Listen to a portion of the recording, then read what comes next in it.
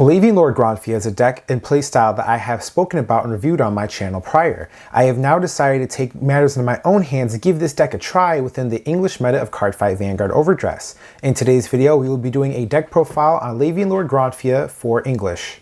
Since my review on Lavien Lord Granfia, my opinion on the deck has definitely changed a lot. There are a bunch of different cards I've been trying out since I've made that review that I never thought were going to make an impact in this deck. However, after playtesting it in the real world, as well as seeing where the direction of the English meta is going, I think these new changes to Granfia are very welcome and have definitely given me a whole different perspective on the future of this deck. While the deck is definitely not in a top tier position, it does have a lot of potential to one day get there.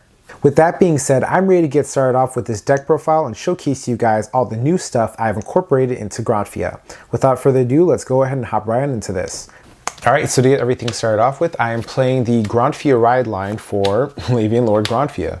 Now to understand this ride line, we're going to go over the pieces for it so we understand the value that this ride line gives. We have our starting unit, which is Kind Lord in Granfia, then our first grade one, which is Future Suzerain Granfia. This unit has the effect, when rode upon by Genius Wolf Granfia, you may call a plant token a rearguard circle.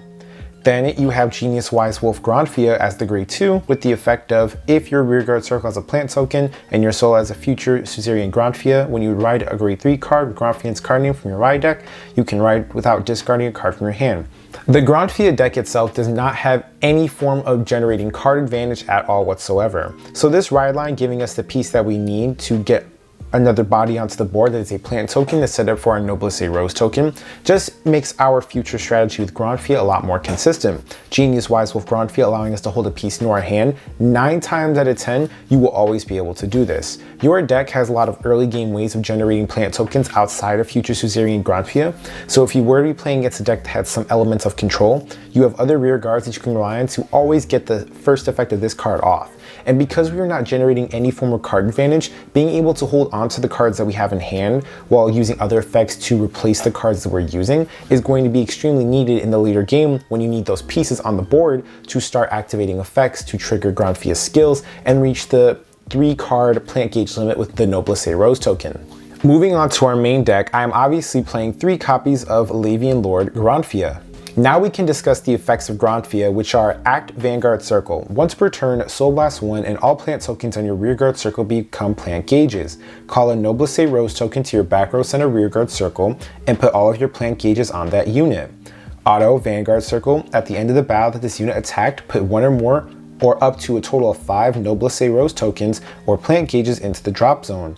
Choose one of your rear guards and it gets power plus 5,000 until end of turn for each card put into the drop zone for this cost. If you put 3 or more cards into drop, stand that unit. Because Lavien Lord Granfia is very reliant on the Noblesse Rose token, I'll explain more in depth on how I feel about the card once we get through explaining her skill. The Noblesse Rose token is a new plant token unique only for Granfia with the following effect. Continuous rearguard circle. This unit cannot be moved to other circles, and if you have a Vanguard with Granfia in its card name, all of the following effects are active. When you would place a plant token on rearguard circle, put it as this unit's plant gauge instead. This effect is mandatory. Secondly, this unit gets 5,000 power for each of this unit's gauges. And then third of all, when you would retire rearguards as a cost, it can be paid by retiring plant token rearguards. It can also be played by discarding this card's plant gauges. Now that I've explained the Noblesse Rose token, let's go over how they work together. Granfia and the Noblesse Rose token are an amazing pair that work together. The deck's simple win strategy is to have 2 very high-powered attacks swing at your opponent while using the other 2 attacks to swing at rear guards or just to throw extra damage at your opponent's way. You're getting 4 really good attacks against the opponent, which improves the strategy and overall offense of this deck, and making sure that you can consistently do that as much as possible is the main goal for Lavien Lord Granfia. Now, Granfia itself is a really amazing Vanguard. The card only costs 1 Soul Blast, and it's a Soul Blast you only have to perform at certain conditions when your Noblesse Rose token gets removed. Normally, 8 out of 10 games, unless you're playing against a deck that has a lot of forms of control, or one to get rid of your Noblesse Rose token, you will always have access to Noblesse Rose tokens and the cost for Granfia's ability.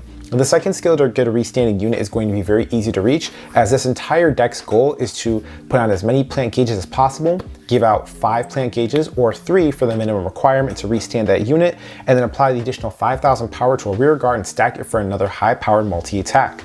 The Persona ride turns of this deck is where it really shines, as Granfia's biggest issue while playing throughout many games is the fact that he suffers from a power problem. So on your Persona Ride turns, you're going to take advantage of your Noblesse Rose token and your rear guards that have power-up effects to push against your opponent on those Persona Ride turns.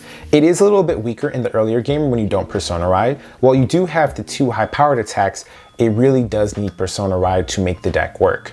The Noblesse Rose token is a great asset to the Granfia gameplay and is actually very uniquely pretty strong. The card does allow you to take advantage of a variety of different other cards you can play for retire effects I've discussed in the video. And while this deck does not play any of those cards, which we'll explain later into, it is always an option when it comes to deck building for Granfia and what you will need in the future. For the next grade 3 of the deck, I'm playing 3 copies of Clapping Dragon. I'm playing 3 copies of Clapping Dragon with the following effect. Auto, when this unit is placed on a front row rearguard circle from hand. If your back row has 3 or more units, counterblast 1, draw a card. And if your opponent's Vanguard is grade 3 or greater, this unit gets power plus 10,000 until end of turn. Clapping Dragon has been a fantastic extender for this deck. Because Granfia has no form of card advantage vis-a-vis outside of its ride line, you're going to want cards that are going to be able to filter out through the deck more and get you the pieces you'll need so that this way you can continue generating plant gauge tokens on our Noblesse Rose token. And Clapping Dragon just does that. Because at any period in the game that we have the back row full, which you always will when you see the other card effects that we have, on top of the Noblesse Rose token, you'll be able to get that draw and power this unit up. So it manages the card advantage as well as the power problem issue that Granfia has, because this card has an effect that lets you extend through the deck and get power to itself. In the later game, it does get really strong because when your opponent's on grade 3, you get the 10,000 power. But even as an extender prior to that, it's just another card to help you keep filtering out your hand and make your hand large while you're still using the effects of your other cards to swing and make extra attacks. For my next grade 3, I am playing 3 copies of Blue Artillery Dragon Inlet Pulse Dragon. Now, Inlet Pulse Dragon does have a first effect, but I'm really going to discuss the second one because that's what most decks use it for. Auto rearguard circle, at the end of your turn, if the total number of attacks this turn is 4 or more, put this unit into your soul and draw a card. I really did not like this card for this deck. There were other cards that I wanted to try, but unfortunately Stoichea does not have that many good draw cards that synergize well with Granfia, but Inlet Pulse does.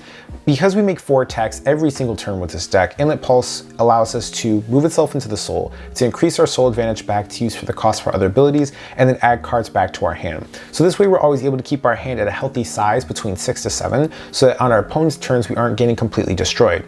Inlet Pulse is a card that I will say that ironically, when we get the new support for Granfia in the next set or the promo support, this will be the first card in my opinion that I will either reduce or will be entirely cut, because there are better cards that I want to play that will actually benefit Granfia, but for now what we have in English is what we're going to work with, and Inlet just does the job for right now.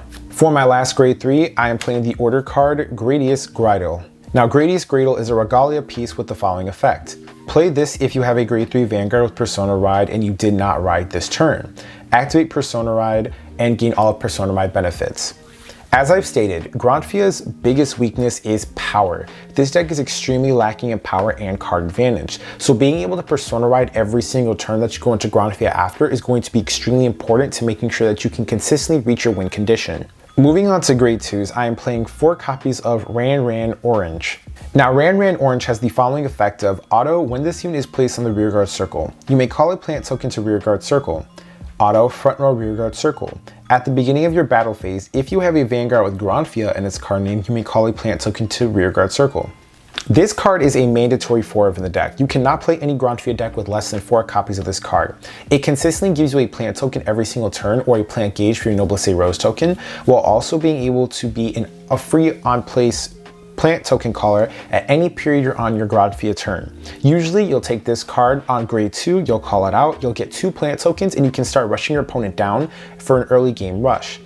The fact that this card is completely free is also insane. It has saved me so many times and is honestly going to be the target of a lot of your retire effects. A lot of people will get rid of this card before they get rid of the Noblesse Rose token because they know that this card, when they see it, was just going to be a free bonus or extender every single turn you have it on the board. For my next grade 2, I am playing 2 copies of Tideline Dragon. Tideline Dragon is a new card introduced to us through Dragontree Invasion with the following effect. Act rearguard circle once per turn. If you Persona Road this turn, cost Soul Blast 1. Choose one of your other units. That and this unit get power plus 10,000 until the end of turn. Now, Tideline Dragon is a very uncommon card played in the Granfia strategy, but I want to explain why I'm choosing this card for my tech option.